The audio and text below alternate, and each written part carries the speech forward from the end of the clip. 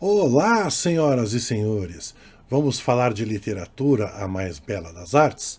Se você está aqui pela primeira vez, seja muito bem-vindo. Se você já nos conhece, muito obrigado por estar aqui novamente.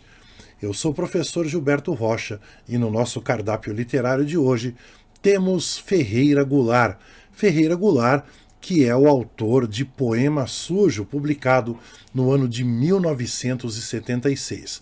Obra essa pertencente à literatura contemporânea brasileira e enquadrada dentro de um pequeno período conhecido pelo nome de neoconcretismo. A linguagem de Ferreira Goulart é uma linguagem coloquial, embora apresente termos sujos. Aí o nome do poema sujo.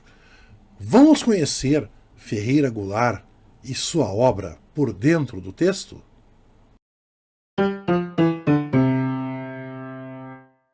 Muito bem, pessoal. Vamos começar então a análise do poema sujo do Ferreira Goulart. A gente tem bastante trabalho, afinal de contas são mais de 2.000 versos, tá? E se você chegou aqui no nosso canal pela primeira vez, a proposta do projeto Por Dentro do Texto é a seguinte: nós vamos lendo o poema junto com vocês e fazendo as observações necessárias para poder te ajudar aí no processo de estudo do texto, de compreensão da obra e principalmente, né, se você está se preparando para o vestibular, para que você entre na universidade, beleza? Só que antes de começarmos aqui, eu preciso fazer algumas observações. Primeiramente, o Ferreira Goulart utiliza nesse poema uma técnica chamada fluxo de consciência, que é basicamente o seguinte: as ideias vão vindo lá na mente do autor e à medida que as ideias, as memórias, a imaginação vão aparecendo, ele vai simplesmente anotando. Ou seja, não espere aqui lógica, né? Não espere coerência, não espere nexo. Ou, para facilitar, né, não espere um texto com começo, meio e fim tudo certinho, porque isso não acontece. O fluxo de consciência não é assim. Para você entender melhor, pensa na tua memória, quando você quer lembrar muito de alguma coisa e não consegue. Né? Por quê? Porque você lembra, às vezes, em pedaços, e os pedaços de memória que você vai juntando ali não conseguem necessariamente te dar uma resposta exata daquilo, tudo que você quer lembrar exatamente. Né? Então o poema sujo é assim. Claro, né, pessoal, a gente consegue extrair informações, a gente consegue fazer análises, mas como eu disse, não espere algo muito racional, porque não é bem por aí que funciona essa técnica literária. Tudo bem? Estamos diante de um poema maravilhoso, um clássico da literatura brasileira, eu costumo chamar de clássico moderno, né? Afinal de contas, esse texto é considerado um dos grandes textos das nossas letras nacionais. Bem, o poema sujo é dedicado a Alzira Ferreira, mãe do poeta Ferreira Goulart. E começa assim: turvo, turvo, a turva mão do sopro contra o muro escuro. Menos, menos, menos que escuro, menos que mole e duro, menos que fosso e muro, menos que furo. Já logo de saída, repare aí nos sons escuros, né? Nos sons sujos, abafados, né? Sons presos. Né? Repara aí, ó, turvo, turva, sopro, muro, escuro. Realmente são palavras que parece que o som está preso ali, né? E o Ferreira Goulart, ele não é um preso político, mas ele é um exilado político na época em que escreve esse poema. Ele está em Buenos Aires, na Argentina. Ele acha que ele pode ser preso e, mais do que isso, ele acha que ele pode ser morto. Afinal de contas, estamos vivendo um período de repressão militar muito forte, não apenas no Brasil, mas na América Latina como um todo. E em várias entrevistas eu sugiro que, se você está se preparando para o vestibular, pesquise na internet.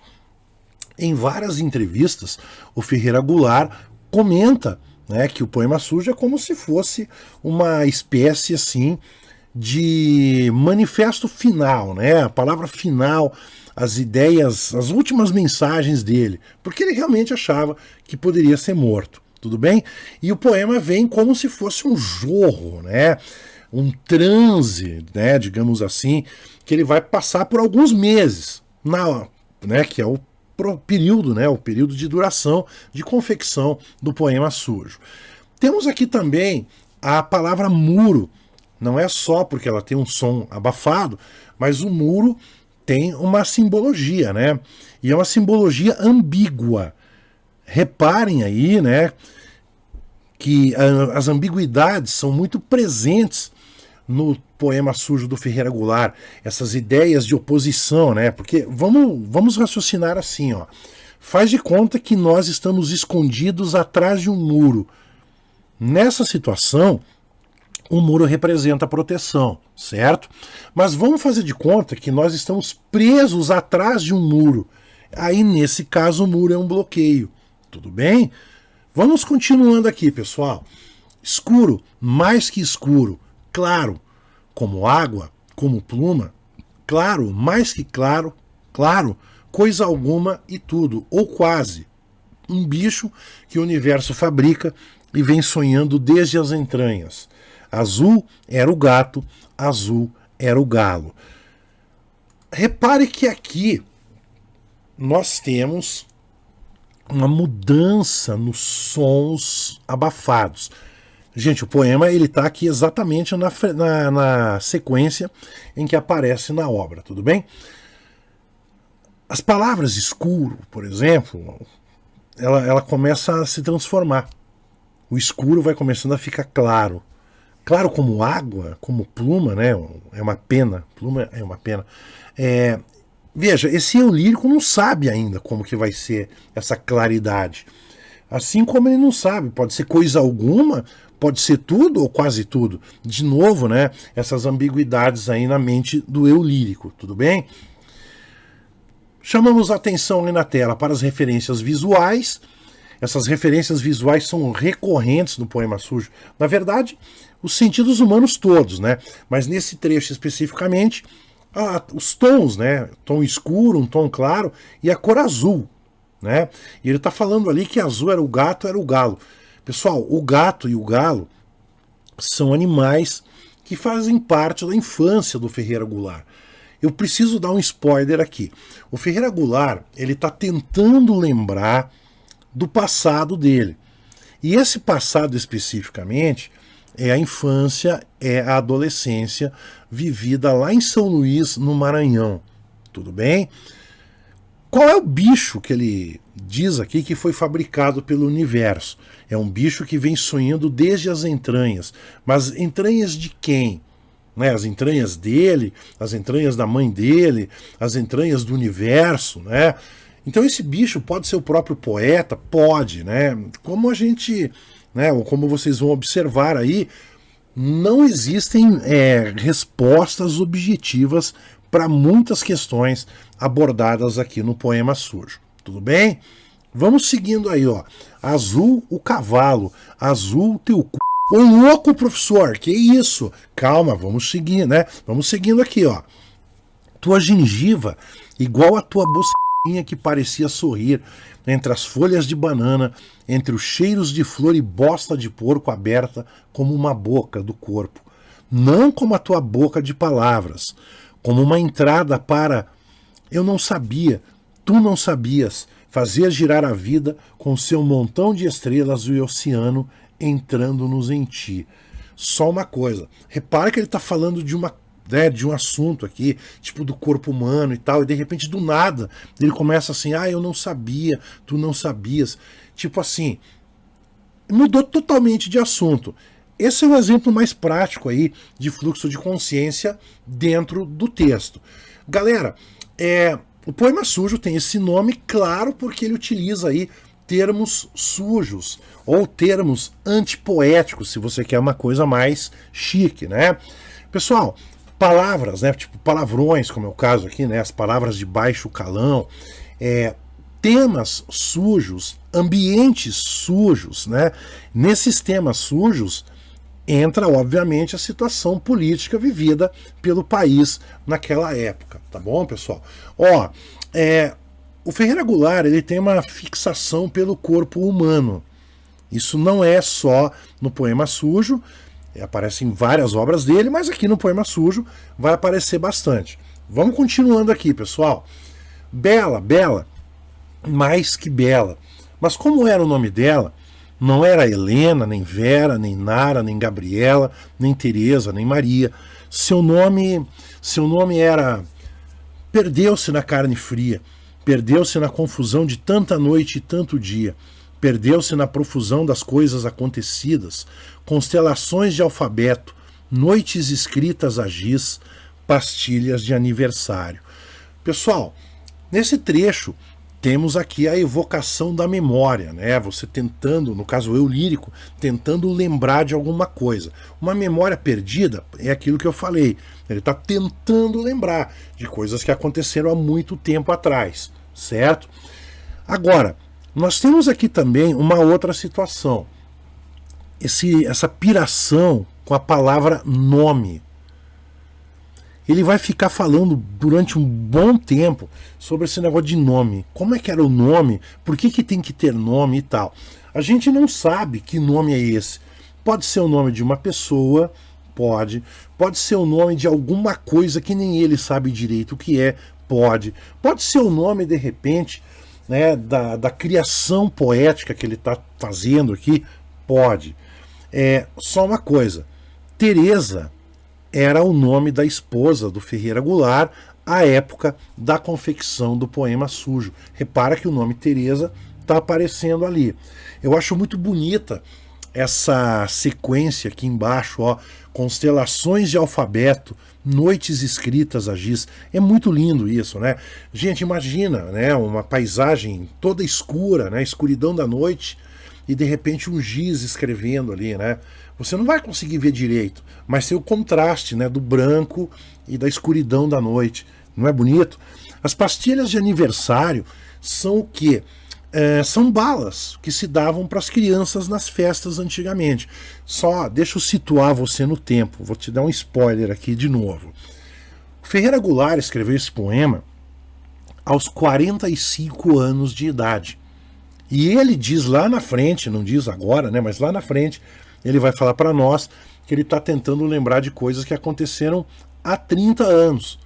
Ou seja, ele está tentando lembrar da época em que ele tinha 15 anos, 15, 14 ou menos. Tudo bem? Então, aí começa, acho eu, a te ajudar um pouco melhor na compreensão do poema. Vamos continuando então, pessoal. É a memória do eu lírico se manifestando aqui, ó. Domingos de futebol, enterros, cursos, comícios, roleta, bilhar, baralho. Mudou de cara e cabelos, mudou de olhos e risos e mudou de casa e de tempo. Mas está comigo, está perdido comigo teu nome em alguma gaveta. Que importa o nome a esta hora do anoitecer em São Luís do Maranhão, à mesa do jantar, sob uma luz de febre entre irmãos e pais, dentro de um enigma. Olha aí a referência a São Luís, né? Só lembrando que o poeta não está em São Luís no momento da confecção do texto. Ele está em Buenos Aires. Mas tem horas que parece que ele está em São Luís. E isso é proposital. É o lance do tempo, né? Tem horas que parece que ele está no tempo presente, tem horas que ele está lá no tempo passado, e parece que ele está ao mesmo tempo nos dois tempos, se é que você consegue me entender, beleza? De novo essa piração com o nome, que ele diz que está perdido em alguma gaveta. Que gaveta será essa? Uma gaveta da memória, provavelmente, né? A memória ou o passado, se você prefere assim. Segue.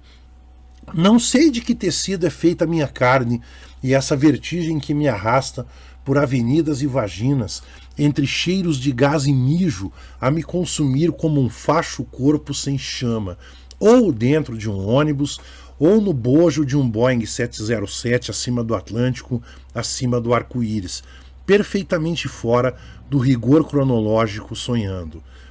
Olha só, você já deve ter observado, caso você não tenha lido o livro, você já deve ter observado aqui uma coisa meio diferente, né? Os versos eles estão esparramados pela página. É isso mesmo, professor? Sim, é isso mesmo. Os versos ficam aí esparramados pela página do livro. Tudo bem? Assim como a questão da pontuação. Em vários momentos não existe pontuação, ou quando tem pontuação, é a chamada pontuação essencial, que é para evitar, assim, algum problema de interpretação. Se bem que às vezes ele quer que tenha problema. O que é o problema que ele quer? A ambiguidade, como já dissemos. Pessoal, a gente salientou aqui na tela a questão do fluxo de consciência. E aí, pessoal, é o seguinte: o que será que é verdade, né? O que será que é memória, o que será que é imaginação? A gente não tem como saber, tudo bem? E ele está dizendo aí, ó, que as coisas estão perfeitamente fora do rigor cronológico, ou seja, do rigor do tempo. Não vai ter começo, meio e fim. E olha aí, sonhando. Então, de repente, tem a imaginação além da memória, como a gente já disse aqui. E essa vertigem é aquela coisa que a gente falou agora há pouco, né?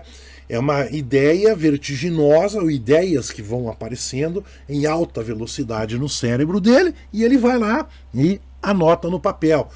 Vem seguindo com a gente aqui, ó.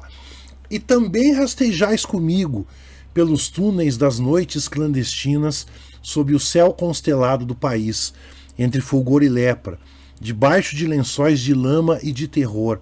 Vos esgueirais comigo mesas velhas, armários obsoletos, gavetas perfumadas de passado, dobrais comigo as esquinas do susto e esperais que o dia venha, e depois de tanto, que importa o nome? Mais uma vez, né, a referência a esse nome aí que ele está tentando encontrar e não sabe direito que nome é. Repare aí o adjetivo clandestino associado à palavra noite. Essa era uma expressão bastante usada na época do período militar, mas também na época da Segunda Guerra, que é justamente a época que o Ferreira Goulart está tentando lembrar, certo? O Ferreira Goulart nasceu em 1930, então ele fez 15 anos em 1945. A Segunda Guerra começou em 39 e acabou em 45. Por isso essas referências aí bem doidas, digamos, né? Espalhadas pelo papel. E já falamos há pouco, né? Você deve ter observado, ô professor, eu acho que está faltando vírgula aí. Pois é, mas o texto original é sem vírgula mesmo, tudo bem? Então, referências aí à repressão política, mas também pode ser referência à Segunda Guerra, beleza? E claro, o passado pessoal. Ele está tentando ali resgatar essas memórias pessoais. Da lama à beira das calçadas, da água dos esgotos, cresciam pés de tomate, nos beirais das casas, sobre as telhas cresciam capins, mais verdes que a esperança, ou fogo de teus olhos. Era a vida a explodir por todas as fendas da cidade, as sombras da guerra.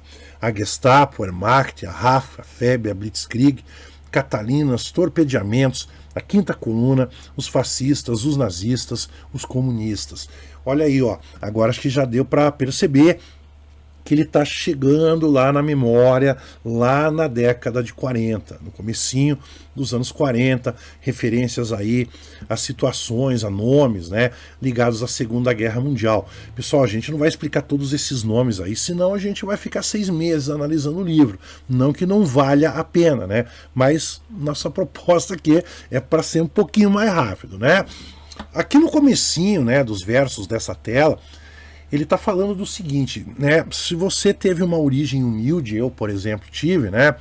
A gente morava num bairro na época que não tinha saneamento básico. Então ficava pingando água, né?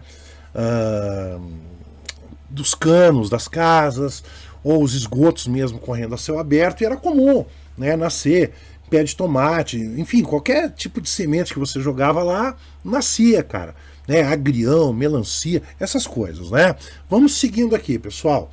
Ainda referências a coisas ligadas, a elementos ligados, né? À década de 40, época da guerra. O Repórter Esso, pausa, o Repórter Esso era um programa de rádio que era líder de audiência na época, que todo mundo queria saber o que estava acontecendo na guerra. Mas o Repórter Esso a discussão na quitanda, o querosene, o sabão de andiroba, o mercado negro, o racionamento, o blackout, as montanhas de metais velhos, o italiano assassinado na Praça João Lisboa, o cheiro de pólvora, os canhões alemães troando nas noites de tempestade por cima da nossa casa. Stalingrado resiste. Por meu pai que contrabandeava cigarros, por meu primo que passava rifa, pelo tio que roubava estanho à estrada de ferro, por seu neco que fazia charutos ordinários, pelo sargento Gonzaga que tomava tiquira com mel de abelha e trepava com a janela aberta, pelo meu carneiro manso, por minha cidade azul, pelo Brasil salve, salve, Stalingrado resiste. Bom, a cidade azul é São Luís, lá no Maranhão, tá certo? É uma cidade litorânea, muito sol, beleza, né? E ali sinalizado o lance, né, da ausência de pontuação de uma forma mais explícita. Duas coisas, né, que os meus alunos perguntam: professor, que papo é esse aí que os canhões alemães estavam troando, né, dando tiros nas noites de tempestade por cima da nossa casa? Pô, a família dele morava na Alemanha? Não, né? Lembra que eu te falei? Pode ser uma imaginação dele ali, tudo bem? Pô, Stalingrado resiste, tá? É a Rússia, mas ele morou na Rússia? Não, tá? Ele, na verdade, morou na época do período militar, tá? Quando ele estava se exilando, certo?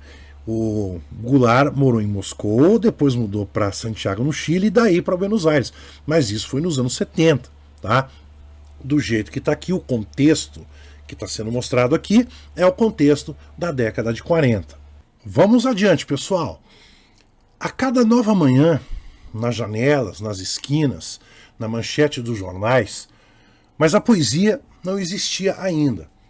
Plantas, bichos, cheiros, roupas, olhos, braços, seios, bocas, vidraça verde, jasmim, bicicleta no domingo, papagaio de papel, retreta na praça, luto, homem morto no mercado, sangue humano nos legumes. Várias referências aí à infância e à adolescência de José Ribamar Ferreira. Quem que é esse cara, professor? É o Ferreira Goulart, tá? Ferreira Goulart é o nome artístico do José Ribamar Ferreira. Esse sim é o nome real do menino. E veja, ele está dizendo que nessa fase da vida a poesia não existia ainda. Provavelmente ele não pensava, né, em ser um artista de letras, né? Vamos mais. Ele está dizendo que esse mundo, né, sem a poesia era um mundo sem voz, coisa opaca, né, uma coisa sem brilho. Nem Bilac, nem Raimundo, tuba de alto clangor, lira singela. Mas que é o corpo? Meu corpo feito de carne e de osso. Esse osso que não vejo, maxilares, costelas, flexível armação que me sustenta no espaço, que não me deixa desabar como um saco vazio, que guarda as vísceras todas funcionando com retortas e tubos. Bom, na parte de cima, os nomes mencionados ali são nomes de poetas parnasianos, Olavo Bilac e Raimundo Corrêa, por sinal, né, Raimundo Corrêa maranhense. Galera, o Ferreira Goulart, quando ele começa a carreira literária dele, ele começa com características parnasianas, depois ele vai mudando. Se você não lembra o que é o parnasianismo, dá uma consultada aí no seu material didático, né, que você vai lembrar, não é difícil de lembrar. Agora, a fixação pelo corpo humano. Nós já havíamos mostrado, comentado isso antes. Vamos continuando aqui. Ele está falando, deixa eu voltar um pouquinho, ó. Falando que esse corpo feito de carne e osso não deixa ele desabar como um saco vazio e tal, e esse corpo faz o sangue que faz a carne e o pensamento e as palavras e as mentiras e os carinhos mais doces, mais sacanas, mais sentidos para explodir como uma galáxia de leite. Ô louco, professor, né? Que isso? Temos uma buzina aqui, ó, né? Cara, que loucura, que doideira. Calma, vamos lá, segue junto aí, ó. Para explodir como uma galáxia de leite no centro de tuas coxas, no fundo de tua noite ávida. Cheiros de umbigo e de vagina, graves cheiros indecifráveis como símbolos do corpo. Bom, sexo é vida, senhoras e senhores. Beleza? Então é por aí que o Ferreira Goulart trabalha com esse tema, tudo bem? E, de novo, né, o esquema do corpo.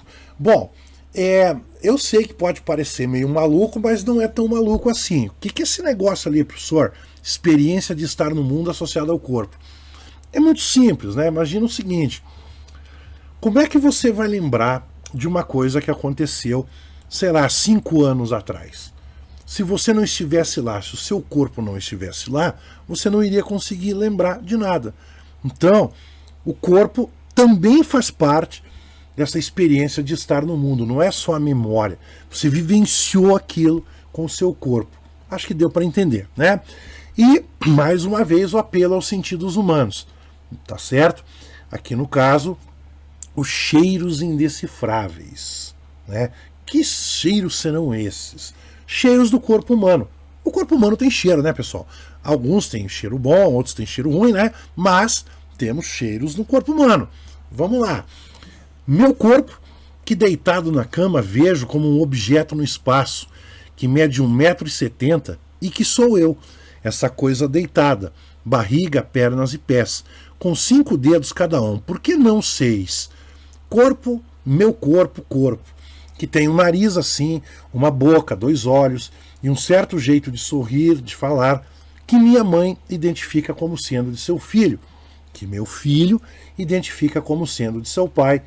Corpo que, se para de funcionar, provoca um grave acontecimento na família. Sem ele, não há José Ribamar Ferreira, não há Ferreira Goulart e muitas pequenas coisas acontecidas no planeta. Mas, sobretudo, meu corpo nordestino. Mais que isso, maranhense. Mais que isso, são-luisense. Mais que isso, ferreirense, newtoniense, alzirense. Meu corpo nascido numa porta e janela da Rua dos Prazeres ao lado de uma padaria. Bom, demos uma engatada aqui, né, veloz. Algumas coisas aqui, né, umas referências à questão do corpo no sentido de identificação, que pode parecer meio vago, mas pensa no seguinte: imagina uma mãe que tem trigêmeos, vamos exagerar, né, trigêmeos. Cara, como é que a mãe sabe diferenciar um do outro, né, só olhando de longe? Beleza? Né? É mais ou menos isso. O nosso corpo nos identifica. Né? Um pai reconhece o filho dele lá de longe, tá certo? Mas repara essa colunazinha que a gente fez aqui, ó, né? É uma busca pela sua identificação pessoal, né? Ferreira Goulart dizendo assim: o meu corpo é nordestino, cara, é maranhense, é são-luisense, né? São Luís, capital do Maranhão, claro. Ferreirense é o sobrenome da família, Ferreira. Newton é o nome do pai do Ferreira Goulart e Alzira é a mãe dele, como a gente já viu. E realmente ele nasceu nessa casa que ele descreve aqui na Rua dos Prazeres. Vamos lá, né, pessoal? E ele nasceu sob o signo de Virgo, Virgem, sob as balas do 24º BC na Revolução de 30, e que desde então segue pulsando como um relógio num tic-tac que não se ouve, senão quando se cola o ouvido à altura do meu coração, tic-tac, tic-tac, enquanto vou entre automóveis e ônibus, pulsando há 45 anos, esse coração oculto, combatente clandestino, aliado da classe operária, meu coração de menino. Coisas importantes aqui, moçada. Veja, o tic-tac, né, o som tic-tac é uma onomatopeia, é um recurso usado na poesia e que o Ferreira Goulart vai usar aqui também com mais frequência, como vamos ver daqui a pouco. Ele está falando ali sobre a passagem do tempo. Tá? Então aqui nós temos a idade dele, 45 anos é o tempo presente. Tá? E a passagem do tempo é um dos grandes temas desse poema, embora ele não seja tematizado de forma direta. Cai naquilo que a gente falou há alguns minutos atrás, né? Tem horas que ele está no tempo presente, horas que ele está no tempo passado, parece que tem horas que ele está, né, nos dois tempos ao mesmo tempo. Né? E agora sim, né? Posicionamento político e social de Ferreira Goulart, obviamente, né, um aliado da classe operária, tá certo? E isso é o coração de menino dele, já se identificando desde cedo com as questões sociais, tudo bem? E de novo o adjetivo clandestino aí, né, cara? Assim como quem diz, ó, cara, eu sou um aliado da classe operária, meio clandestino, meio na moita aqui, né? Mas tô nessa, tamo junto. Vamos continuando aqui, pessoal. Agora ele vai mudar um pouco, né, de assunto. Ele vai começar a falar aqui da cidade dele, né, com mais frequência, e ele vai falar de alguns lugares da cidade, preferencialmente os bairros operários, né, os bairros mais distantes aí. Tenta visualizar essa imagem aí. O alto galpão de zinco, operários na penumbra, paredes negras de fumo. Não era uma casa. Uma casa tem cadeiras, mesa, poltronas. Um templo seria, mas sem nichos, sem altar, sem santos. Que era aquilo uma usina, onde a tarde se fazia, com faíscas de esmeril, calor de forja, onde a tarde era outra tarde que nada tinha daquela que eu via agora distante, para além da via férrea, além do cais, além das águas do anil. Queridos, veja bem, o negócio ali da penumbra. Penumbra é pouca luz, né, beleza? Na verdade, assim, não é nem escuro nem claro, é penumbra. Você não consegue ver direito, né, as coisas, as imagens ficam indefinidas ali. Paredes negras de fumo, entenda a fumaça. Então a gente não sabe se a fumaça que está ali é por causa, de repente, das pessoas que trabalham nesse lugar, ou elas ficam fumando ali e tal, enfim. Aliás, né, eu até esqueci de comentar lá atrás, as imagens que o Ferreira Goulart estava usando até há pouco eram mais voltadas à parte da noite, né? Beleza? Então você vai notar que ele fala muito nisso, na noite, na manhã, na tarde. É o tempo passando. Lembra que eu falei? O tempo está presente aí no texto, embora às vezes a gente não perceba isso. E quando ele fala assim, ó, que a tarde era outra tarde, que nada tinha a ver com aquela que eu vi agora distante. O que é isso, cara? Né? A tarde da memória, a tarde da realidade, a tarde da imaginação, ou tá tudo junto e misturado? Eu acho que tá tudo junto e misturado. O Anil ali é o nome de um rio, tá, pessoal? É o rio Anil que corta a cidade de São Luís, lá no Maranhão. E ele segue falando da tarde aqui, ó. Quantas tardes numa tarde, e era outra, fresca, debaixo das árvores, boas à tarde, na praia do Genipapeiro. Pausa que eu li muito, muito mal isso aqui, vamos de novo, ó. Quantas tardes numa tarde, e era outra, fresca debaixo das árvores boas, à tarde na praia do Genipapeiro, ou do outro lado ainda, a tarde maior da cidade, amontoada de sobrados e mirantes, ladeiras, quintais, quitandas, hortas, giraus, galinheiros, ou na cozinha distante, onde Bizusa prepara o jantar. Galera, a Bizusa era o nome da cozinheira da família do Ferreira Goulart. Então, parece que nós estamos aqui caminhando pela cidade, através da memória do eu lírico, a cidade de São Luís, no Maranhão. Continuamos falando da cidade, mas agora a gente vai entrar num outro assunto. A tarde tarda, pesada, demora a passar, né? Maxilares cerrados, cabeças inindo e uma catedral que se move, envolta em vapor, bufando pânico, prestes a explodir. Tch, tran, tran, tran, taram, taram, taram, tch, tch, tch, tch, tch, taram, taram, taram, taram, taram. O que é isso, pessoal, né? Isso aí é o som do trem, são as onomatopeias, né, que são usadas pelo autor para mostrar o trem que se locomove, que passa ali pela cidade de São Luís. É um trem que liga São Luís a Teresina, certo? Olha isso. Lá vai o trem com o menino, lá vai a vida a rodar. Lá vai ciranda e destino, cidade e noite a girar. Lá vai o trem sem destino, pro dia novo encontrar. Correndo vai pela terra, vai pela serra, vai pelo mar, cantando pela serra do luar, correndo entre as estrelas a voar no ar. Ó, pessoal, você que está se preparando para o vestibular, muito, muito, muito importante esse pedaço, pessoal, tá?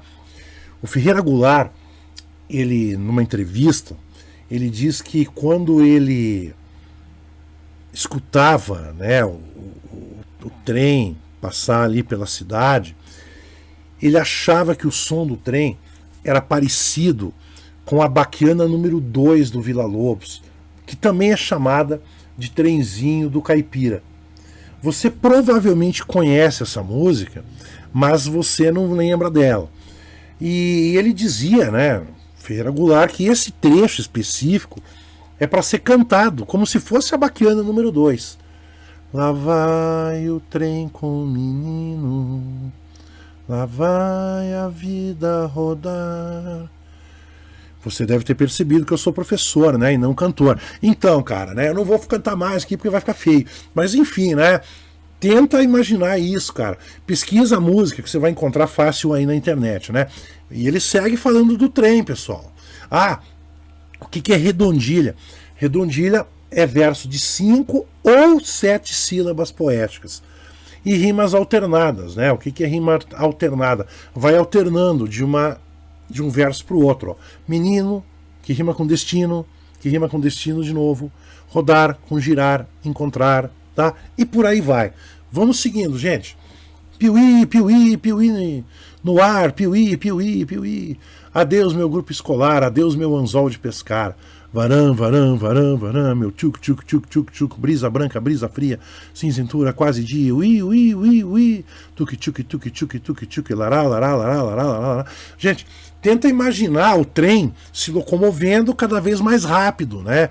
Tipo, ele tá saindo da cidade, tá dando adeus para a escolinha dele, né? Para a varinha de pescar e vai acelerando, acelerando, né? Ele tenta passar essa aceleração através das onomatopeias.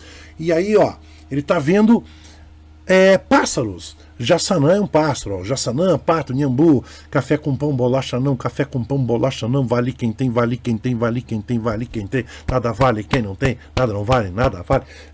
Cara, tem um ritmozinho legal aqui. Duas intertextualidades nessa sequência bem interessante do poema sujo, né? Uma sequência alegre, eu diria até. Alegre por causa do ritmo, né? A baquiana número 2, que a gente já falou agora há pouco, né? E tem um poema do Manuel Bandeira chamado Trem de Ferro. Pesquisa aí, você vai achar rapidão também, que é fácil. Lá no Trem de Ferro, o Manuel Bandeira manda essa, café com pão, bolacha não. Beleza, gurizada? Bom, e segue mais um pouquinho, ó. Quem nada tem neste vale, nada vale, nada vale. Quem não tem nada no vale, tibum. Tibum é um mergulho, né? Provavelmente no rio Anil, certo? Cara, referencial concretista explícito. Olha só, o Ferreira Goulart é o criador teórico, né, e prático do neoconcretismo no Brasil. Se você não lembra o que é isso, converse com seu professor, pesquise na internet, né? Só uma coisa, o neoconcretismo existe porque existe o concretismo. O concretista que começou com essa coisa de esparramar os versos pela página em branco. Tudo bem? Vamos continuando, pessoal? Vamos continuando. Tá cansado? Pausa o vídeo, segura, né? Os nossos vídeos são um pouquinho mais longos mesmo, né? Porque a ideia do nosso projeto é essa mesma, né? Tentar explorar ao máximo o texto. Tudo bem? Bom, a gente está saindo agora dessa passagem do trem, a partezinha do trem que corta a cidade, e vamos entrar num outro momento aqui do poema sujo. Agora, né, de novo, a questão da memória, as memórias pessoais e tal. E o eu lírico diz o seguinte, só uma pausa, né? Para quem não lembra, eu lírico é a voz que se manifesta no poema, tá? Na teoria, o eu lírico é uma coisa, o poeta é outra coisa. O poeta é o criador do poema e todo poema tem um eu lírico, certo? Posso dizer, professor, que o eu lírico e o poeta nesse poema eles se misturam? Pode sim, tá bom? E não importa que eu, debruçado no parapeito do alpendre, via a terra preta do quintal e a galinha ciscando e bicando uma barata entre plantas. E neste caso, um dia, dois, o de dentro e o de fora da sala, um às minhas custas, o outro diante dos olhos, vazando um no outro, através de meu corpo, dias que se vazam agora ambos em pleno coração. Veja só, comentamos, né, algum tempo atrás aí sobre a questão dos temas, né, opostos, dos temas ambíguos. O interior e o exterior aparecem no poema sujo com muita frequência. Agora a gente está destacando esse tema aqui, né, o de dentro e o de fora. Mas o que está dentro, o que está fora? Né, ele está falando ali, está vazando através do corpo. Que corpo é esse? É o corpo exterior? É o corpo físico? Ou é o corpo interior? É a memória, é a mente, certo? Os dias que vazam agora. Pessoal, repare verbos assim do tipo vazar, jorrar, né, que dá a ideia assim de algo fluindo muito, né, rapidamente. É a ideia do fluxo de consciência. O fluxo é uma coisa que você não consegue conter, tá? Pensa nisso, né, à medida que você estiver lendo. Eu costumo dizer que é um tipo de temática que o aluno não gosta muito, né? Eu posso dizer que o poeta está discutindo a própria confecção do texto aqui, professor? Pode. Que nem eu falei para vocês. Nem sempre é explícito, né? As coisas nem sempre são explícitas, mas estão aí no texto, tá bom? Vamos mais um pouquinho aí, ó. Deixa eu voltar aqui para fazer um sentido, né? Então, dias que se vazam agora ambos em pleno coração de Buenos Aires, às 4 horas desta tarde de 22 de maio de 1975, 30 anos depois. Muitos são os dias num só dia fácil de entender, mas difícil de penetrar. Nossa, professor, agora, olha só, né? Agora eu entendi. Agora tá na cara do gol aqui, mas eu não tinha me tocado. Exatamente. Lembra que a gente comentou que ele tá tentando lembrar de coisas que aconteceram há muito tempo atrás. E ele tá dizendo que são muitos dias num só dia. São dias fáceis de entender, mas difícil de penetrar. Por quê? Porque ele está tentando acessar a memória dele para poder fazer o texto. E aí, então, confirmando aquilo que a gente acabou de falar lá atrás. Existe essa reflexão sobre a criação do próprio texto que está sendo vertido aqui pelo poeta. Olha que beleza, né? Bom, mais um pouquinho aqui, pessoal. O urubu, que é ele mesmo, um dia preto farejando carniça, e na carniça junto do matadouro que fede o dia, um dia apodrece, envolvendo o dia dos moradores das palafitas, e o dia do urubu, e o da lata de azeite sol levante, que sobre 3 pedras no chão de terra batida da palhoça. Já vai continuar esse trecho. Senhoras e senhores, vamos lá. O urubu associado ao dia preto. O urubu associado à carniça que fede junto do matadouro, certo? De novo a questão dos cheiros, pessoal, tá? Tenta imaginar você circulando por esse espaço sujo, né? Esse tema sujo, esse poema sujo, tá? Referências aí a comunidades humildes de São Luís. Voltou esse tema, né, professor? Vamos seguindo aqui, né? E por todas as partes se fabricava à noite. Pausa. Lembra? Tem horas que ele fala da noite, da manhã, da tarde, agora à noite de novo. Porque de noite todos os fatos são parvos, e assim as muitas noites parecem uma só ou no máximo 2, sendo a outra a noite de dentro de casa, iluminada à luz elétrica. A noite adormece as galinhas e põe a funcionar os cinemas, aciona os programas de rádio, provoca discussões à mesa do jantar, excessos entre jovens que se beijam e se esfregam junto à cancela, no escuro, e quando o tesão é muito decidem casar, menos, por exemplo, Maria do Carmo, que entregava os peitos enormes para os soldados chuparem na Avenida Silva Maia, e em todas as torneiras da cidade a manhã está prestes a jorrar. Menos, claro, nas palafitas da Baixinha, à margem da estrada de ferro, onde não há água encanada ali.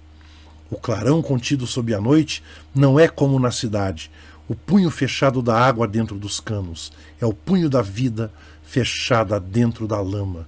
Já por aí se vê que a noite não é a mesma em todos os pontos da cidade. A noite não tem na Baixinha a mesma imobilidade, porque a luz da lamparina não hipnotiza as coisas como a eletricidade hipnotiza, embora o tempo ali também não escorra, não flua, bruxoleia.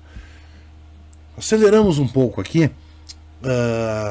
várias imagens aqui mostradas pelo eu lírico, algumas delas a gente não sabe se são reais ou não, a história da moça com os soldados ali e tal, mas a imobilidade do tempo. Parece que o tempo não passa. Mas onde que o tempo não passa? Ou onde que o tempo parece que demora a passar? Nos bairros humildes. A Baixinha é um bairro humilde, certo? Na Baixinha nós temos a luz da lamparina. Um lampião movido a gás, vamos colocar assim.